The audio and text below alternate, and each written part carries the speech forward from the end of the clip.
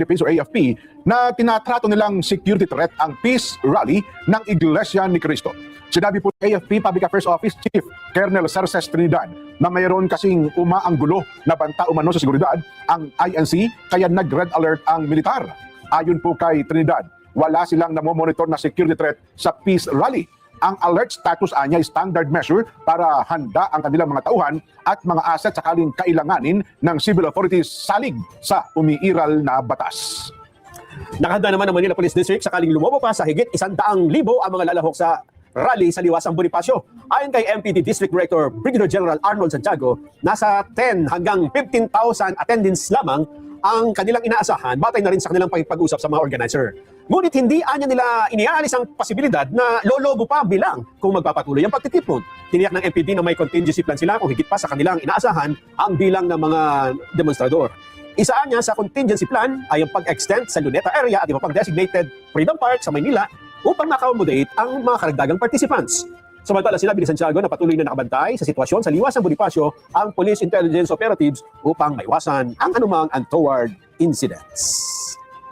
Hindi na raw po cause of traffic sa Miggy Road ang bagong venue. Ngayon po'y nasa Liwasan Bonifacio na ang venue ng rally para sa katotohanan at katarungan. Sinabi ni Batangas Congressman Leandro Leviste na hindi na masasabi na ang pagtitipon ay cause of traffic sa isang major road gaya ng EDSA. Sa pagkakalipat ng venue, mas marami anyang taga Maynila ang pwede nang makiisa sa pagtitipon. Sabi pa niya, ang pagtitipong ito ay kumakatawan sa pulse of the people o pulso ng mamamayan. Lalo pa nga at ang mga naroon ngayon sa venue ay nagmula sa iba't ibang lugar at mga lalawigan. Hindi pa rin ma-estimate ang tunay na bilang na ngayon ay nasa Liwasang Bonifacio dahil sa marami ang nakasilong sa mga puno na nakapaligid sa nasabing lugar. Ay nasa punungan. Sinasabing nasa 10 hanggang 15,000 ang inaasahang attendee sa pagtitipon ngayong araw. Ang mga taga Maynila Traffic and Parking Bureau ay mahigpit namang ginagawa ang pagsasayos at pagbabantay sa daloy ng trapiko. Lalo pang napaganda na kasi dyan sa Liwasang Bonifacio para maraming puno, Pwedeng sumilong. at hindi po ganong maalinsangan ang sitwasyon. Ayan nga. Oo. Ang ganda ng buwan. Catch eye ba yan? Yung parang bilog yung ano, no? Hindi, Fish eye. para 360 yan. 360 ba tawag dyan? 360. Ayun. Expect pa po dumami kasi ngayon po yung Webes. Alam niyo naman, ang mga kaanib sa Iglesia ni Cristo ay may mga obligasyong sinasakatuparan pagka Webes. Nason. So maaaring pagkatapos po ng kanilang mga pagtitipon ay hanggang gabi. Nason, dadami pa yan. At bukas naman, Biyernes, abay di lalong baka lalong bumuhos yan. Ano? Ayan nga, oo. Expect natin kasi Biyernes, walang ganong mga aktibidad. Ano, ha? So, yun po. Yaman din lamang na nililiwanag na sa atin ng mga Freedom Park ay wala po namang hinahanap na permit. O wala po hinihinging permit. Ayan. Magbe-break ba tayo? Magbabalik pa po ang Net25 News Special Coverage Rally para sa katotohanan at katarungan.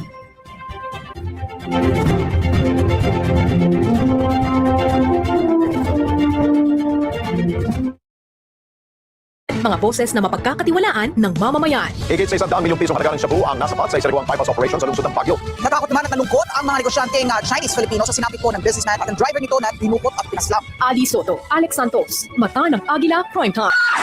Senate is under attack. Kalma lang po, hindi po gobyerno ang gumawa nito. Tampok ang mga nagbabagang balita at malalimang panayam sa mga pangunahing personalidad, mga opisyal ng gobyerno, eksperto at mga taong nasa sentro ng kontrobersya. Harapan at tapatan. Alamin ang totoo. Alamin ang magkakaibang panig. Sumabay sa init ng mga balita at issue. Ano sa palagay nyo? Alas 8 hanggang alas 10 ng umaga, Lunes hanggang Biyernes, dito lang sa Net25. Balikan ang mga pelikulang kinalakihan natin. Mga kwentong puno-puno ng aksyon. Tahanan. At Sa bawat tanong ay may bantang kapalit. Sa bawat katotohanan ay pilit na sinisikil. Mga papel at kaso ginawang sandata para ang boses ng bayan ay mawala. Mga testigo'y takot magsalita. Sa dilim ng gabi may kaba sa mata. Kapag ang salarin ay may hawak ng puder, ang hustisya ay tila ba nawawala sa daan. Ngunit hindi kayang ikulong ang sigaw ng sambayanan. Hindi kayang patahimikin ang apoy ng katotohanan. Hindi kami tatahimik kahit kami inyong gipitin. Hindi kami urong kahit kami inyong takutin. Ang mga rehas manang Dito tayo ngayon sa Liwasang Bonifacio habang ini-enjoy po ng ating pong mga kababayan, mga kapatid. Ang entertainment po sa stage dito po sa Liwasan Bonifacio. Nandito naman tayo sa may mga puno ng dito sa Liwasan kung saan dito pinili ho ng ating pong mga kababayan na mag-stay. Ang actually kagabi pa na binanggit po na lumipag dito ay may mga nauna na ho dito na mag-stay kaya dito ho sila sa may lilim. At dito rin po na pumunta yung pong mga maagang dumating na ang iba po sa kanila pati po sa ating pong nakapatayan po kanina ay hinarang man sila ng mga itinalagang traffic enforcers sa mga designated po na lugar pero hinirang sila kaya maaga silang nakarating dito po sa dakong ito para makipagkaisa muli sa day 3 ng ating peaceful assembly. Pinili nila na dito po mag-stay no? Dahil sa medyo maaliwalas po ang panahon, maganda po ang medyo presko habang kinain po o kumakain po sila ng kanilang hapunan at yung mga baon po ng iba na ating mga kababayan habang ini-enjoy po yung entertainment na inihanda po ng mga kapatid natin na nagsasagawa po ng aktibidad po ngayong araw na ito. Masaya sila at talaga ng mga abot ng ngiti ng ating po mga kababayan. Parang hindi sila napapagod kahit po 2 araw na lumipas pero sa day 3 may baon silang lakas, sigla, hindi kumukupas yung kanilang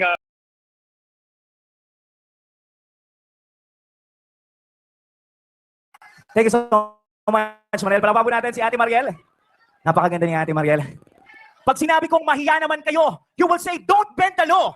Mahiya naman kayo! Don't bend the law! Mahiya naman kayo! Don't bend the law! Alright, this next song, para sa lahat ng mga ex na nangungulit. Gusto ko tawagin si Keon Dries. Tatlong taon, apat na buwan na tayong magkasama. Ikaw at ako, tayo noon. Ngayon'y wala na nanais o kasana. Magpagkasakaling bumalik ang init ng yakap at ali. Ngunit merong mga pangyayari na hindi na maaari. Ikaw ang bumitaw sa kamay mong hawak ko na nanaga. Makikinig na mula ang kapit at sasin. Alalahanin ng di na mapadi. Ako'y nangamba nung biglang gusto mo pa. Tanggap ko na tayo ay wala gabi o nari hindi ka para sa akin. Iba na lang wala ko dahil alam ko na tayo'y wala nang babalikan. Hindi yun ang ilusyon, sayang lang ang oras at ang panahon. Kaligtaan ang magulong sitwasyon, ang masaktan ka ay hindi intensyon. Kung nabunot man, sasaktan na ibig na ng bunga ng maling desisyon. Ito ang leksyon sa ating bagong misyon. Kapag nandiyan si Ed, siguradong may desisyon.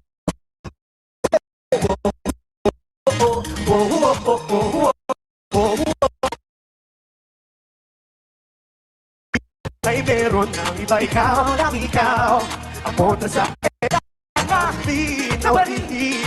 Hanapin ang wakas na damdamin na alam mo dahil wala nang babalikan. Hindi ko na ang ilusyon, sayang lang oras at ang panahon. Kaligtaan ang magulong sitwasyon, ang masaktan ka ay hindi intensyon. Kung nabunod man, sasaktan na mag-ibig na napungan ng maling desisyon. Ito ang leksyon sa ating bagong misyon. Kapag nandyan si X, siguradong may intensyon. Kaparo at batid ko na yung napula. Paalam na pag-ibig natin ngayon may limon mo na ang dating mabula. Kumupas na bigla na mutla at tila nawala na ng sigla. Ang mali sa'yo, ikaw lagi ang tama. Napagod na ako sa gantong tama, kaya ang puso mo nag-uusap lumayo sa'yo. Pinilit na yung anisipan mo na magulo, bagamat pinagtagpo. Kaya ay nasa pagpamalaya, hindi man nagwaka sa magandang paraan. Kalimutan na lang natin ang ating nakaraan at dadaan. Sa'yo ay nakalaan, hindi man ako yun maaaring harapin at tanggapin. Buong katotohanan, para lahat ng bagay ay mayroong hangganan magingay.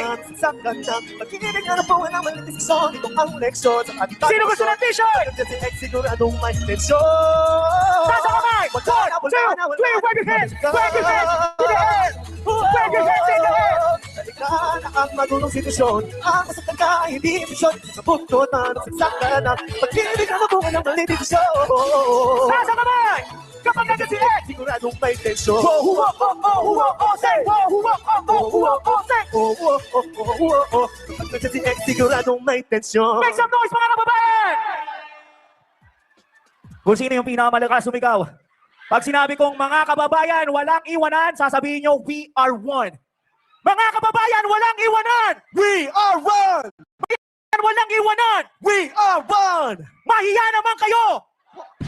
Mahiya naman kayo! Don't bend the law! Ako po si Aiki, sa Sikiyon. Maraming salamat po.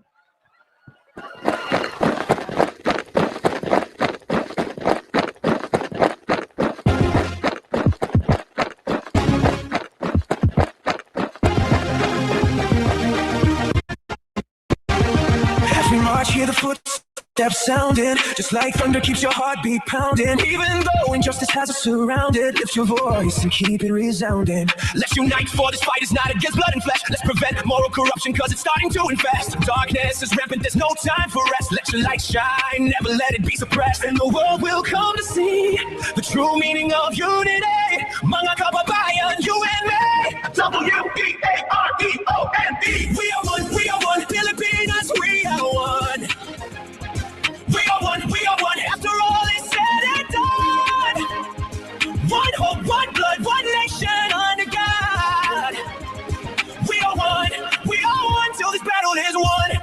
Kami, ang nakapangyayaring sambayanang Pilipino na humihingi ng tulong sa makapangyarihang Diyos upang bumuo ng isang makatarungan at makataong lipunan at magtatag ng isang pamahalaan nakakatawan sa aming mga mithiin at mga lunggatiin. Magtataguyod ng kabutihan sa bawat isa, mga ngalaga at magpapaunlad ng aming kamanahan at titiyak para sa aming sarili at angkang susunod ng mga biyaya ng kalayaan at demokrasya sa ilalim ng pananaig ng batas at ng pamamahalang puspos ng katotohanan, katarungan, kalayaan, pag-ibig, pagkakapantay-pantay at kapayapaan ay naglalagda at naghahayag ng konstitusyon ito. W-E-A-R-E-O-N-E. We are one for transparency. We are one for accountability. We are one for justice, truth, and unity. We are one, Filipinas, we are one. We are one, after all is said and done. One hope, one blood, one nation under God. We are one till this battle is won. We are one.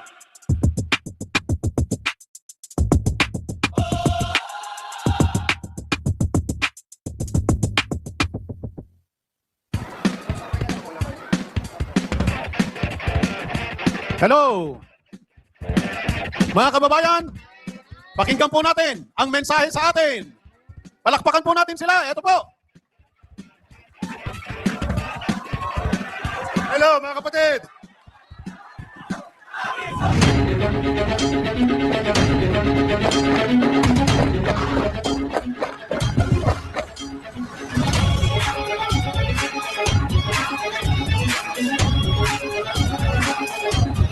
Maynila!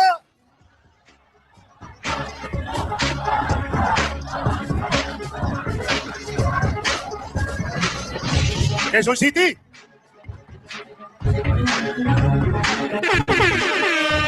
Ganito mga kapatid. Ganito po, yung mga nandyan po sa mga sasakyan.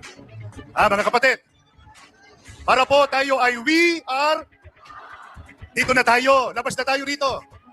Ano po mga kapatid? Yung mga nandyan sa puno, punta na tayo rito. Meron tayong mahalagang maririnig, malalaman, para mamalagi tayong we are.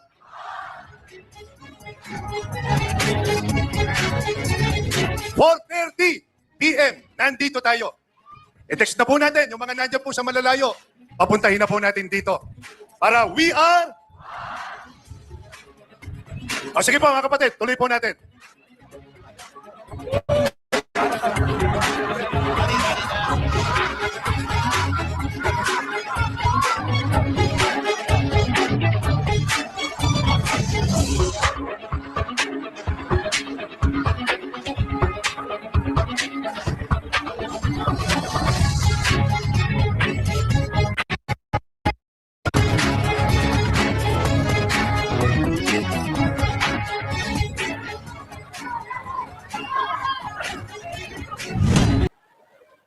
Salamat po sa inyo.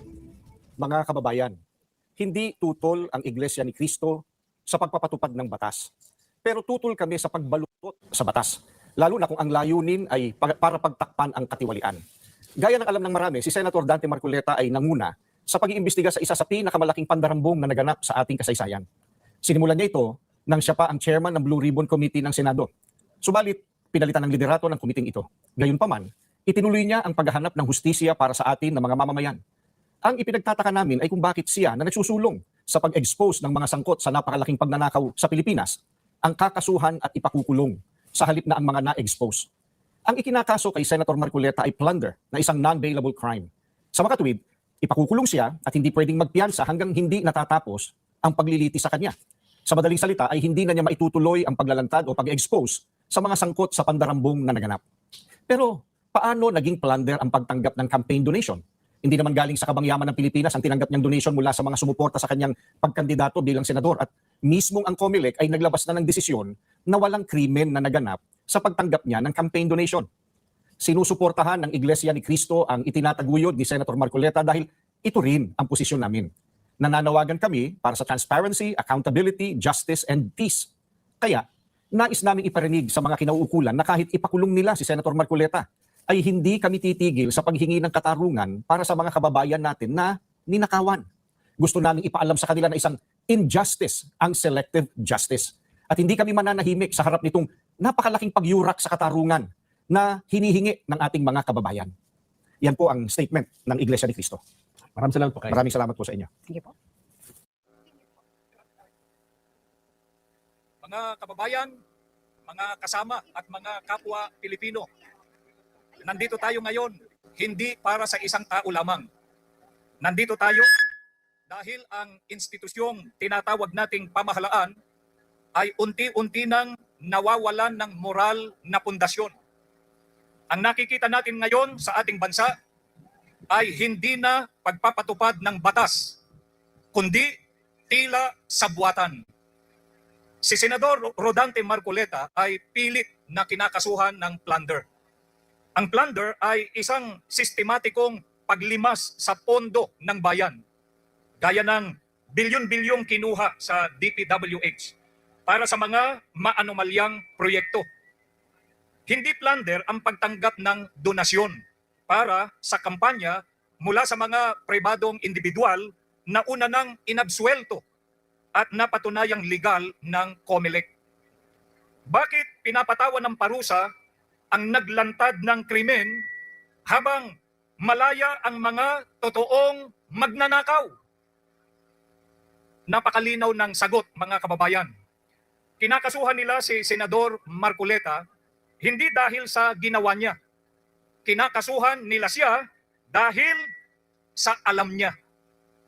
Takot na takot sila na patuloy niyang igiit ang matagal nang hinihintay na pagdinig sa karumal-dumal na flood control scandal, kung saan mahigit 1 trilyong piso ng pondo ng bayan ang mahiwagang nawawala. Ang magiging pag-aresto sa kanya ay isang masamang paraan upang paralisahin ang kanyang kakayahang magsalita sa Senado at tuluyang ibaon ang katotohanan. Gusto nilang gamitin ang kapangyarihan ng Estado bilang pantakot o maghasik ng takot sa lipunan. Ngunit, nagkakamali sila. Ang pagtitipon nating ito upang isulong ang transparency, accountability at justice ay pagpapakita ng paninindigan. Hindi ito kailanman sedisyon, bagkus ay pagpapakita ng demokrasya upang ilantad ang kasamaan ng mga kawatan. Kung ang isang mambabatas na nagtatanggol sa batas ay kayang gawan ng imbentong kaso ng gobyerno upang ipakulong, wala nang sinumang ordinaryong Pilipino ang ligtas sa ilalim ng sistemang ito. Ang selective justice ay tahasang kawalan ng katarungan at kapag ang Estado ay naging taga-usig sa halip na tagapagtanggol, ay patay na ang demokrasya. Dapat maalaala ng mga tiwaling opisyal na ang inyong posisyon ay hiram lamang mula sa mga naghihirap na taong bayan na inyong ninanakawan. Sa tulong at katarungan ng Panginoon Diyos, ang katotohanan ay mananaig. Ang mga huwad na naratibo ay mabibigo at malalantad ang kasamaan. Isigaw nating lahat, sabay-sabay, isigaw po natin, hustisya para sa taong bayan. Hustisya para sa taong bayan. Panagutin ang mga tunay na kurakot. Panagutin ang mga tunay na kurakot.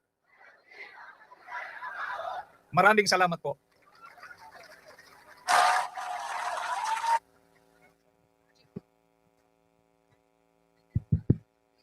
Hello. Walang uwian ha. Wala pang uwian kay gikapoy ko ka. Ang layo po ng nilakad ko galing Garnet, dumaan kami dito eh. Kaya wala po talaga muna tayong uwian. So, unang-una po sa lahat, gusto ko muna pasalamatan po yung INC for organizing this kind of event. Kasi, kilala niyo po ba ako? Hindi. Ako yung madaldal daw sa YouTube eh. Yung quote-unquote favorite DDS lawyer. So ako po kasi may personal advocacy din talaga ako na mag-explain ng batas, di ba? Ina-explain ko kung paano mag-apply yung batas sa mga actions ng mga public servants natin. At yung aim ko po dyan ay hopefully po para maka-see more kayo dun sa mga whether or not kalokohan ba or tama yung ginagawa ng mga public servants natin. So yung ganun ko po kasing advocacy, mahirap yun pag ako lang yung gumagawa. Pero at least dito sa INC nakikita ko na ganun din yung advocacy po ninyo. For transparency, accountability, at bawal ang selective justice. So, kay Rick, pagkasuhan ako, kayo din bahala sa akin? Ay hindi, ako bahala sa sarili ko, abogado pala ako eh. Di ba? Okay, so ano po, good afternoon, mayong hapon sa inyong tanan, mga kaigsuunan. Maraming salamat po for sacrificing. Kanina yung iba sa inyo, 6 AM pa naulanan. Ako hindi na ako naulanan, pero napagod ako dun sa paglakad. So for this afternoon po, I will be doing what I like to think I do best, which is just to share my konting wisdom regarding the Constitution po natin. Okay, pero wait lang po pala, pa-picture muna ako sa inyo para may remembrance ako. Magsi-selfie lang po. Yung dati ko po kasing pagpunta, wala akong selfie, sayang. Woohoo! Video! Walang uwian! We are one! Yeah. Okay, very good, children. Okay, so sa mga hindi po nakakilala sa akin, subscribe po kayo, search nyo na lang po Attorney Nila Bayon sa YouTube. Madaldal po akong abogado doon, mga 20 minutes, nagsasalita lang ako eh. Pero hopefully po meron naman kayong natututunan despite yung pagiging madaldal ko. So yung lecture po natin for this afternoon is very simple and straightforward.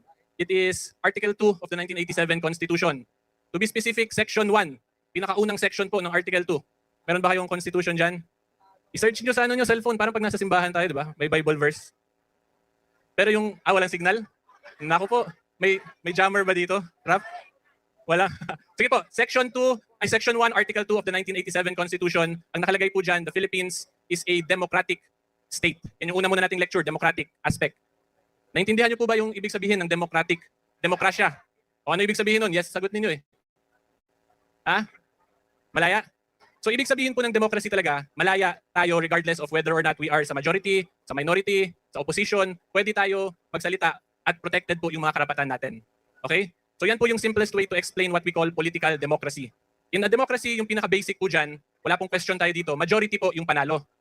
So ngayon sa Senate, di ba, majority na sila, may 13. So wala po tayong question dyan. Ibigay na natin yun, iba na yung Senate President kasi nakuha na po nila yung 13. Tapos yung kabilang side naman po niyan, yung minority, ang goal po ng minority, or dapat po gawin ng majority sa minority, respetuhin yung karapatan po nila. Kahit po konti sila, kahit konti tayo, minority ba tayo? Or opposition? Pero for discussion purposes, sabihin po natin minority tayo ngayong hapon. Kung minority po tayo, dapat respetuhin tayo nung majority. Hindi dapat inaapak-apakan yung karapatan natin, hindi dapat may selective justice, at hindi dapat na pag sila yung gumawa, tama, pero tayo mali. Hindi dapat ganun. Diba? So in simple terms po, yung minority, we should be given the right to fully participate in the democratic process. So ngayon, pag titingnan po natin yung mga senators, ano po yung obvious or napapansin ninyo sa mga senators nating minority? O sige po, open po muna tayo ng payong kasi may blessing from the skies para po hindi kayo magkasakit.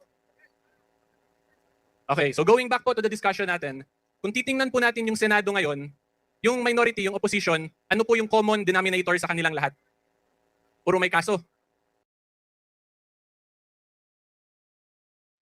Kundi napakarami pa nating mga kababayan ang hanggang ngayon ay patuloy na dumadagsa sa area po nito at hindi lang po sila nakikita ng kung anumang drone shot ng iba nating pong mga tagamasid kundi nandito sa silong at kumpul-kumpul sila sama-sama at ini-enjoy po at hinihintay din po yung mga programa pa na inihanda po sa araw na ito. Yan muna ang latest natin sa kaganapan dito sa Liwasang Bonifacio. Ako ang kapatid na Cheng Dilawa para sa ID News Special Coverage.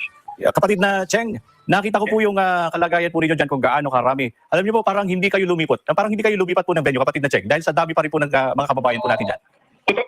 At talaga namang mga kapatid natin parang talagang sabi nila umuwi na daw. Hindi, lumipat lang ho sila dito kung paano karami po dun sa EDSA People Power Monument ay yun din ang bilang at inaasahan pa natin dadami pa hanggang mamayang gabi kung paano yung bilang po na nakita ho ng ating mga kababayan ng 1 to 2 days po doon sa EDSA. Yun din po ang tutungo po dito, masaya at payapang may sagawa ang ating karapatan na maipanawagan po sa pamahalaan na dapat ay patupad ng hustisya, yung katarungan, panagutin yung pong mga kurakot po ng mga pinuno na naglustay po ng kaban ng ating bayan. Opo, kapatid na Cheng, kumusta po yung kalagayan ng trapiko po dyan? At kanina may nakita po kami nga interview po ninyo na taga LTO. Kumusta po? Opo, kanina po.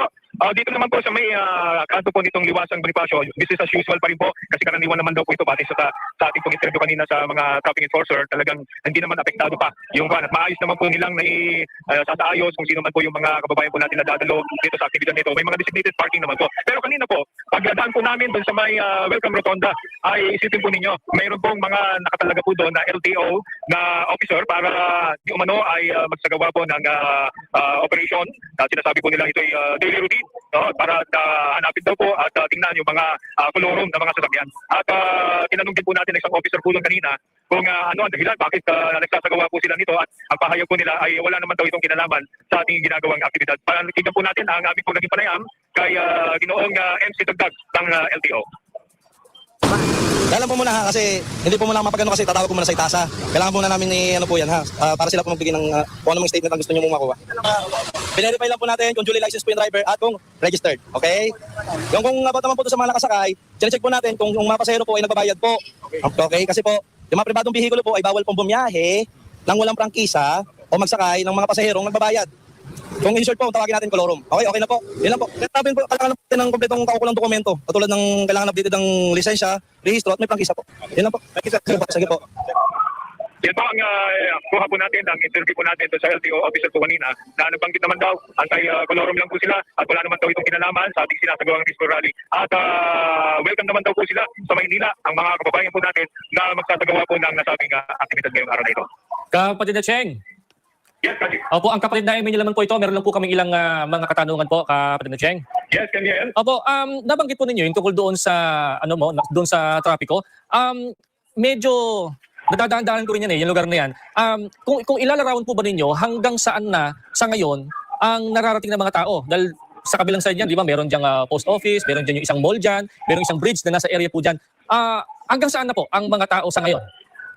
At hindi po natin makita po yung tanaw po natin, pero maayos po ang pagkakaparking po ng mga sasakyan. So, pwede po pong mag-drop po yung ating po mga kababayan na pupunta po dito para makipagkaisa po sa aktibidad po ngayong araw po nito. Day 3 po ng Peaceful Assembly po. Okay. So kumbaga po, sa dami po ng mga tao ay namamalagi pa rin po na yung ating mga kababayan ay nasa maayos na lugar at may maayos pang mapaparadahan ng mga sasakyan. Tama po, kalamin yan. Okay. Maraming salamat po, kapatid na Cheng. Sa pagkakataong ito, ibabalita sa atin ni kapatid na Jay Emboltorio ang patuloy na pagdami ng mga kababayan sa venue ng Peaceful Rally. Kapatid na Jay? Yes, magandang hapon, kapatid na Emiliel. Gaya po nga balik na po ninyo ay patuloy pong pagdagsa ng mga kababayan po natin dito sa Liwasang Bonifacio. At dagdag po natin pasinungalingan yung mga nagsasabi na 1,000 lang daw ang narito ngayon. 2 lang tauyan yan, kapatid na Emiliel. Hindi marunong magbilang, kaya ay hanggang 1,000 lang ang kayang bilangin.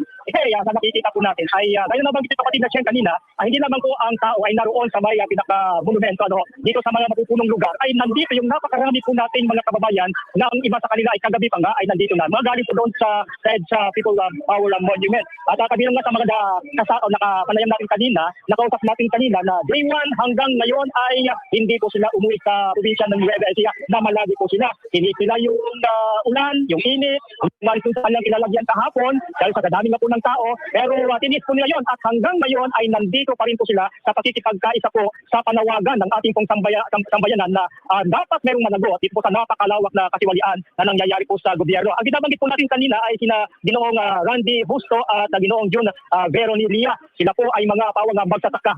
Kanila pong sinikap na hanggang ngayon ay tuloy-tuloy yung kanilang pakikita dito po sa Peaceful Rally. At isa rin po sa ating nakausap kanina ay si Ginoong Herman Garol Jr. na sila kapatid na Emiliel ay galing pa po sa Alabat Island, Quezon. Tumawid dagat po sila at kaninang alas 2 ng madaling araw ay sinikap po nila na makarating po dito sa venue po ng Liwasang Bonifacio. At isa rin po yung kanilang damdamin, nagkakaisa talaga, we are one, na ang panawagan po ng sambayan ng Pilipino ay mayroon pong managot dito po sa katiwaliang paggagawa po ng mga tiwaling pinuno. At habang nagpapahinga ang iba dito sa ilalim ng mga puno, dito sa right side at left side po ng liwasang Bonifacio, ang iba ay meron pong tent, ang iba po ay nagmimerienda, ang iba naman po ay nakikipag-usap, nakikipag-kwentuhan, bilang banding na rin. At nakita natin yung kasiyahan, kapatid na Emilia, dahil sa yung mga matagal nang nagkikita, siguro mga kakilala na sa ibang lugar, dito ay nagkakita-kita po sila, kaya masaya po yung senaryo. So yan po ang update, kapatid Emilia, sa kasalukuyan dito po sa liwasang Bonifacio.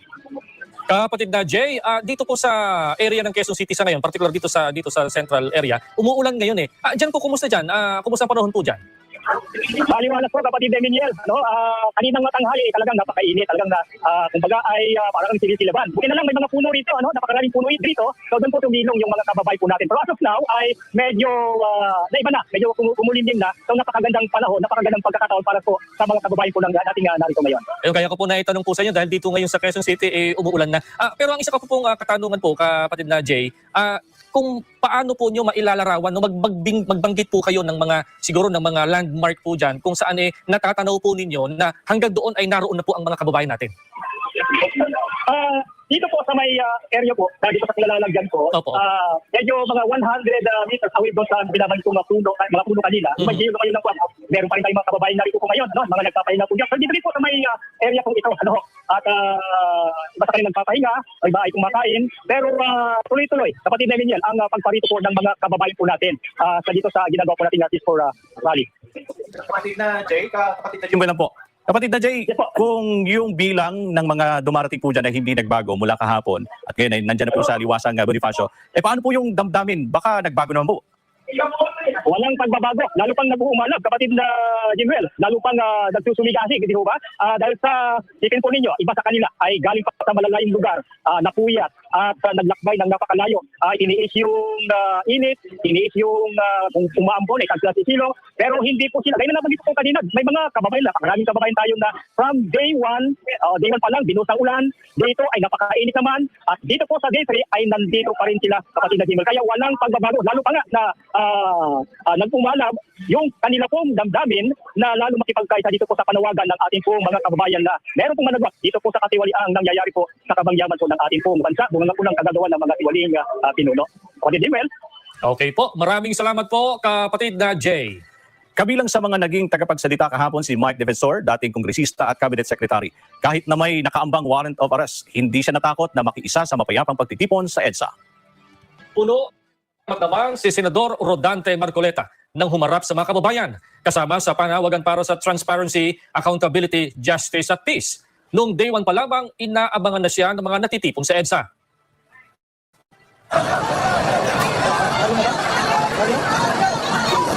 Tawagin na po natin.